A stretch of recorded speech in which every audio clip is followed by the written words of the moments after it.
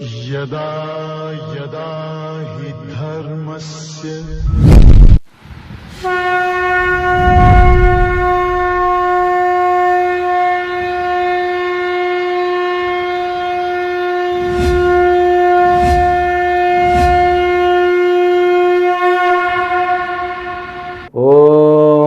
ब्रह्मादिभ्यो ब्रह्म विद्या संप्रदाय कर्तृभ्यो वंशऋषभ्यो महद्भ्यो नमो गुरुभ्यः सर्वोपप्लवरहित प्रज्ञान घन प्रत्यगर्थो ब्रह्माहमस्मि सोहमस्मि ब्रह्माहमस्मि। ओम प्रपन्न पारिजाताय तोत्रवेत्रैकपाणये ज्ञानमुद्राय कृष्णाय गीतामृतदुहे नमः। May the Almighty Shri Lord Venkateshwara bestow all kinds of prosperity, health, wealth and eternal happiness with Paripurna Lakshmi Katakshams to you and the entire your family and friends. Let us begin Bhagavad Gita. Now today we are going to have a summary of 14th chapter. As I already told, summary means it's going to be like a Simhavalokanam. Do you know what does it mean? Simhavalokanam means a lion, when he passes a place, while crossing a particular distance, it looks back. When a lion looks back, it's a lion. It's going to be like a lion look, look of a lion. Or we can say Simhavalokanam, sight of lion. Okay, that's what we are going to have today. The title of the chapter, which is known as Gunatraya Vibhaga Yoga, the divisions of three gunas. Very, very important chapter in the third Shatkam. Because third Shatkam, which contains 6 chapters, the 13th chapter which gave the climax of Bhagavad Gita. Now that climax is extended a little bit, that's all. This 13, 14, 15 chapter, we can call it Jnana Yoga chapter. Because after Bhakti Yoga, the Bhakti means what? Avyabhichari Bhakti. That's what we have seen. The 12 chapters makes us a Bhakta. If a person who covers from chapter 1 to 12, he will become a great Bhakta. That is the benefit. Okay. After gaining the Bhakti, which is a glorious one, we will get a kind of maturity for Jnana Yoga. Jnana Yogyata Siddhi. That is the benefit of the 12th chapter. After the 12th chapter, the 13th chapter, which gives solid dose about the equation. The equation means, the identifying oneness between individual I and collective I.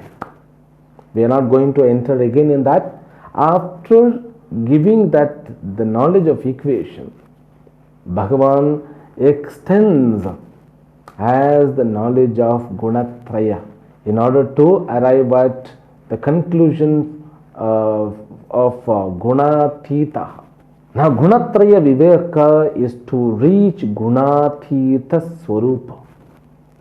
The knowledge of three gunas will lead us to achieve the knowledge of the person who is beyond guna, the entity which is beyond guna, Gunathita. That is the lakshyam of this chapter. Now, though the chapter describes about the nature and the benefit or function of gunas, so all those things will help us to attain the knowledge of Brahman, the entity which is beyond gunas. That is the goal. And the goal is not said in this title. Title gives only, the divisions of three gunas. That is the meaning of the title. But that goal is hidden in that title. Especially we have to give the title of what? Gunatraya Gunatita Yoga. Gunatraya Vibhaga Gunatita Swarupa Yoga. but it is understood. That's what Guru Paramparas work to make the seeker understand. Okay, so now let us begin the Saramsa. The total chapter, which contains 27 verses, I suppose. In the first verse, Bhagavan glorifies the Jnana Mahima, and also he specifies already the people who are called rishis have attained through this knowledge. Therefore, no doubt with this knowledge. There is no doubt. There need not be any doubt. It is useful. It is beneficial. Therefore, I am going to narrate again the Jnana Yoga which is said in the last chapter. The same thing I am going to continue, by knowing which all the rishis have reached, attained the whole Purnatvam. Idam jnanam upashritya mama sadharmyam agataha. Definitely this will make a person to reach to my level. That is the ultimate attainment. By attaining which he is not going to enter the cycles of birth and death. That was the introduction of the chapter. The knowledge which is precious, the knowledge of Gunatraya Yoga, the knowledge of Gunathitaha, the knowledge of both, the divisions of three gunas, that entity which is beyond three guna, will help us to get rid of our cycles of birth and death. Then from verse number 3 and 4, Bhagavan talks about the cause of creation. The cause of creation is nothing but the mixture of two realities. One is said here like a Prakriti Purusha reality, or Kshetram Kshetrajna reality, or Atma or Anatma reality. That's all.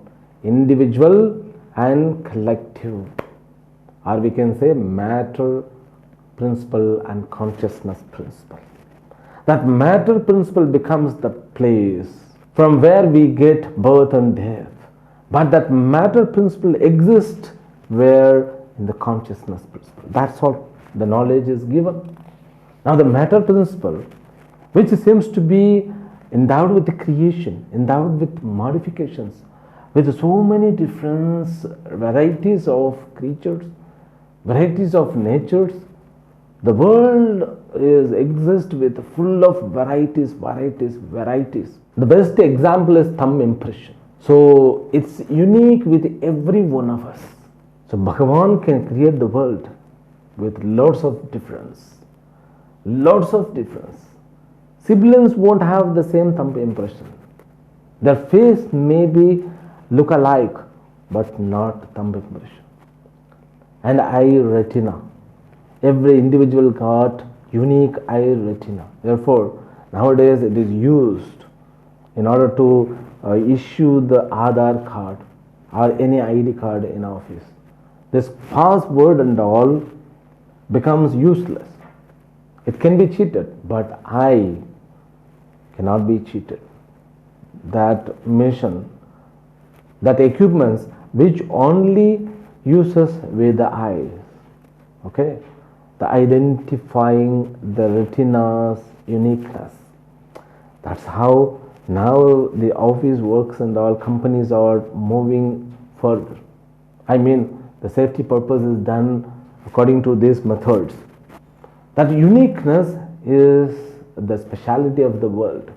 The world is full of difference. All the difference have been brought into three categories by Lord Krishna. It's a wonderful job, I tell you. The world can be understood only these three categories. When you analyze and understand and assimilate the variation of gunas, that's it. So you will be called as a knower of the matter principle. The matter principle can be understood. The matter principle can be handled with care. You will come to know how to handle with anything in this world. It may be handling your own body, mind and sense complex, or handling others, or handling the nature. The cause of matter principle which is unknown to our buddhi mind. Okay, so our intellect is not capable in order to understand the rules and regulations are the secret of the Prakriti principle, which is also known as Maya principle. Therefore, Bhagavan gives as a seed form in the verse number 3 and 4. In these two verses, Bhagavan gives this matter principle and conscious principle causes for the creations, but the matter principle is based on the consciousness principle. Now, this matter principle, whatever the creation happens, the matter principle alone becomes a board for that. That's what Sarva yonishu kaunteya murtaya sambhavantiyaha tasam brahma yoni tasam brahma mahadyonir aham bija pradapita. The consciousness principle, which is known as a father, the matter principle is considered as a mother. And this, Bhagartha viva samprutau Bhagartha pratipattaye jagatau pitarav vande Parvati Parameshwarau. So both, mother and father, that reality together causes for the Srishti. Now, this matter principle becomes alive due to the consciousness principle. Now, the consciousness principle, as analyzed in the last chapter as a Kshetrajna, as a Chetana Tattva. Now, in this chapter, so we are not going to analyze directly the consciousness principle. We are going to analyze the matter principle in the name of Sattva Guna, Rajo Guna, Tamo Guna. Okay, that's what the divisions I was telling. These divisions, through understanding which we will gain the ability to maintain ourselves in our dharma pravalti without being affected by the Prakriti Tattva. That is the secret. Bhagavan begins from verse number 5 and ends with verse number 18. He establishes knowledge in 5 topics. Okay, what are those 5 topics? The first topic is Gunatraya Lakshanam. The second one is Gunatraya Bandhana Karakam. Then the third one is Gunatraya Lingam. The fourth one is Gunatraya Gatihi. Fifth one is Gunatraya Phalam. These 5 topics dealt very nicely by Lord Krishna. This is very important topic. So 2, 5. Okay. So in the last chapter we saw the total spiritual activity can be understood as a 5 steps. The first one is Karma Yoga. The second one is Upasana Yoga. The third one is Shravana Yoga, then Manana Yoga, then Didhyasana Yoga. These 5 things have to be understood thoroughly. Now, what about these 5? First, Gunatraya Lakshanam. Okay, then Gunatraya Bandhana Karakam, Gunatraya Lingam, then Gunatraya Gatihi, Gunatraya Phalam. 5 plus 5. The total spiritual aspects have been brought into 5 things. The total matter principle have been brought into these 5 topics. That is explained very nicely by Bhagavan Krishna. First he says, Sattum Rajastama iti gunaha prakriti sambhavaha nibadhanti mahabaho dehe dehinam abhyayam. So he brings all topic together in mixed way. We have to know how to extract them. The Lakshanam of Guna, Sattvam Prakashamayam, that comes in the verse number 6. Tatra Sattvam Prakashakam. Then the next words, Rajaha Ragatmakam. Then he talks about Tamaha, which is Pramadatmakam.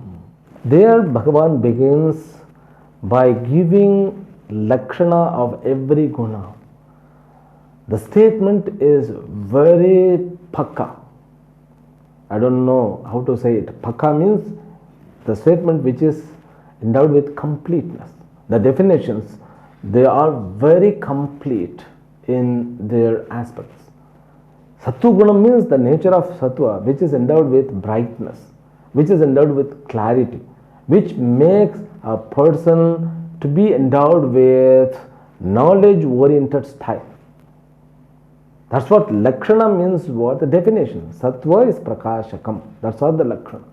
And Rajoguna is Ragatmakam, will be endowed with likes and dislikes, will be fluctuated by his own likes and dislikes. Okay, that's what Ragatmakam. Tamoguna, which is endowed with Pramadatmakam. Pramada means delusion, confusion. The mind which is occupied with these gunas, it will be deluded, it will enjoy to become inactive.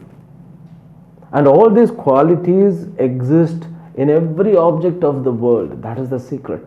Now Krishna is asking us to see the world through these three kinds of spectacles. Okay, the white spectacles, red spectacles, and the black spectacles. Now Krishna never mentions the color, but that I just give an understanding. White spectacles means sattva guna. So if you have sattva guna, mind, buddhi, and ahankara, so everything is involved with three gunas, but ahankara, which is victimized by these three gunas. The world is full of three gunas, and every guna is endowed with its own special characteristic. And all gunas cannot be separated. They exist always together. One dominates others. Okay? And it won't continue for long. Then the next guna will dominate. Then the next guna will dominate. This is a fantastic understanding about the function of the world. Therefore, when he defined Sattva-guna, which is endowed with brightness, Rajoguna, which is endowed with fluctuation, Ragatmakam, Tamoguna, which is endowed with Pramada, means confusion, then the method of bandhana, Sattva-guna, makes a person to bind with knowledge-oriented lifestyle. He will be using Jnanendriya. He will be endowed with what? Happiness. The seeking for happiness, hunting for happiness, hunting for the sattvic people, sattvic music, sattvic food, sattvic environment. So he will be seeking for knowledge-friendly environment. That's what his bondage is with. If he is not getting that kind of environment, he will feel hell. The same thing, if it is the ahankara which is occupied or predominated by Rajoguna, that ahankara and mind buddhi will seek for the environment in which there are so many karma friendly attitudes and people and condition around. It will be endowed with competitions. It wants to achieve something. It wants to beat someone. The mind and buddhi. The ahankara. The ahankara is victimized because buddhi is the upadhi. The ahankara, which is the reflection of the original consciousness. But that is colored. Therefore, I told the spectacles, white, red and black. That person garam wala hota hai. Means that person is always heated up. He wants to beat someone. He wants to argue with someone. He wants to conquer the world. So kshatriya nature, isn't it? Then the third one is tamoguna. Tamoguna binds with the environment in which adharmic works are on or in which inactivity is involved. He wants to keep himself always in the sleep state or deluded state. He doesn't want to come out of it. That is tamoguna nature. Tamoguna binds with that kind of situation. If tamoguna person is provided the situation of a rajoguna, it won't accept. It will feel hell.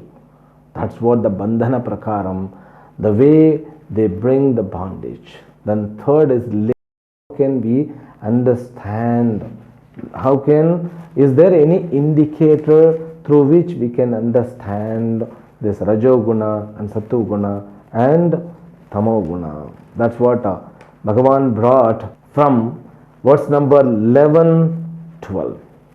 He says, Sarvadvareshu dehesmin prakasha upajayate jnanam yada tada vidyad vivruddham sattvamityuta. The person who is overwhelmed by, filled with sattva-guna or predominant sattva-guna, that person's mind and buddhi and indriyas, everything, it will be shining like anything. Shining means not, physical shining. It will be endowed with clarity. He can see the things well. He can grasp the things well. and he can judge properly the truth, the reality of the world. He can also make a proper decision. He can use limbs with potential way. He won't become tired. He will be very clear. He will get victory very soon. At the same time, he won't be tired and he will be relaxed. He will be having a smooth life. That's what the lingam of a person who is predominated by sattva guna. Then the ahankara, which is predominated by rajoguna, is said in the verse number 12. So the mind which is isolated, fluctuated by the desires, lobha, greed. Okay, he becomes greedy, always wants to begin something, enter into something. Karmanam ashamasprukhaha, endowed with restlessness, craving attitude, endowed with longing. So that person's health you might have seen, so all indriyas, they will have very sharp eyes, but that eye with is endowed with raudram, emotional fluctuations, always with restlessness. They cannot keep quiet. They cannot sit for half an hour quietly. Their limbs always, it would like to be endowed with action. Then the Ramoguna, very drowsy people. Aprakashaha, deluded. They don't have the clarity about their own goal and they don't care about others also. If you ask something, the answer will come half an hour later. Okay, that answer also won't be proper one. This is what the definition of a lingam. Then Bhagavan brings the topic of gatihi, the verse number 14. He just says, when person dies in the sattva guna, so he will be reaching a glorious world. Means he will be achieving upper world. Okay, then the person who achieves death in the rajasic nature, again he will be born in the achiever's family, means as a human being. Then what? When the person who is leaving body, while the ahankara is predominant in tamas, they will be reaching pathala lokas. So these two verses, verse number 14 and 15, gives the detail about gatihi. Gatihi means flow of gunas. Then karmanasya sukradasyagohu satvikam nirmalam phalam rajasastu phalam dukkham ajnanam tamasah phalam. The fruit of these three gunas have been explained by verse number 16, 17 and 18. The benefit, proper benefit. Urdhvam gacchanti sattvasthaha madhye tishthanti rajasaha yaganya guna vratyasthaha adho gacchanti tamasaha. That's all. Then gunatitaha is explained by verse number 19 and 20. That's important verses. When we understand what exactly the nature of gunas, action of gunas, function of gunas, the benefits of gunas, then we can analyze that which is gunatita vastu, that which is beyond three gunas. Because the kartrutvam, all our problems only due to these three gunas. If we know how to handle these three gunas, including our buddhi, I am telling, buddhi also is a product of three gunas. Sometimes buddhi is endowed with sattva guna, sometimes is endowed with rajoguna, sometimes is endowed with tamoguna. I am not talking about a waking state, sleeping state. No, the mood. Sometimes, when we want to do something, we begin interestingly, in between our mood will go off. That's what the glory of the game of three gunas. Life is nothing but the game of three gunas. Now you should know, you should become a great player with these three gunas. We have to train ourselves that with the knowledge which is given by Shastra, with the knowledge of what? Consciousness, pure consciousness, which is known as Gunatitaha. Therefore, Gunatitaha knowledge is given here. Atma Gunatita Vastu. That is the content from verse number 19 and 20. How he brought, karma only goes up to these three gunas. If you go beyond three gunas, no karma is available. No kartrutva and doership is available. We have to understand, I do have three gunas and I have gunatita vastu, which is in the form of I. That I is a kind of entity which is not affected by these three gunas. My mind becomes victim, my indriyas become victim, my all buddhi, mind and emotions, they become victim. Even ahankara, which is victimized by these three gunas, but I am not. I am gunatita, because I don't own the doership. Doership only goes with ahankara. What is the final understanding one should have by studying this, the 5 topics of gunas? Ahankara, which is endowed with three guna. Okay, the ahankara, the limited I, the lower I, which is endowed with three guna, the higher nature of myself, which is beyond three guna. That's all the understanding one should have. And what is the benefit of this understanding? That itself benefit. You will be away from all your own problem. You can see yourself, you can objectify yourself. The ahankara also becomes an object of objectification. You can objectify your own ahankara. It means what? You can see yourself as though an object which can be objective. You become aprameya vastu. Everything becomes prameya vastu. That itself a magic. Automatically you cross over. We saw elaborately, then I brought so many techniques in order to understand it. I brought the example of mirror and reflection in the original face. Original face doesn't require any specific training to get rid of the reflected face, just to understand, because the reflection is endowed with the characteristic of the mirror. The face, original face is not. In order to remove the dirt with the reflections, we need not to get anything done with the original face, just to realize that is reflection, mine is original.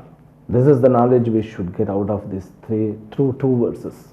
We need to have a courage, we need to have lots of efforts, we need to have more patience to assimilate these 2 verses. In order to define these 2 verses, Bhagavan gave 18 verses. The whole chapter, the divisions of Gunatraya, is to establish Gunathita Lakshana.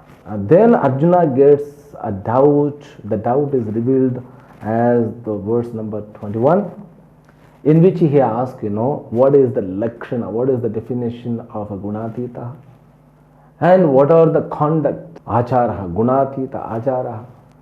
Then what is that sadhana, what is the means to become a Gunatita. Then Bhagavan gives answer for these 3 kinds of questions from verse number 22 to up to verse number 26, in which he says, Gunathitasya lingam prakashancha pravrittincha mohamevacha pandava nadveshti sampravrittani nanivrittani kankshati. So this we will see once again little bit. So I wanted to conclude the summary in one session, but in a small part. Let me complete the next session tomorrow. Then we will continue to Purushottama Yoga. Okay. Om Purnamadah Purnamidam Purnat Purnamudachyate Purnasya Purnamadaya Purnamevavashishyate. Om Shanti Shanti Shanti. Harihi Om Shri Gurubhyo Namaha.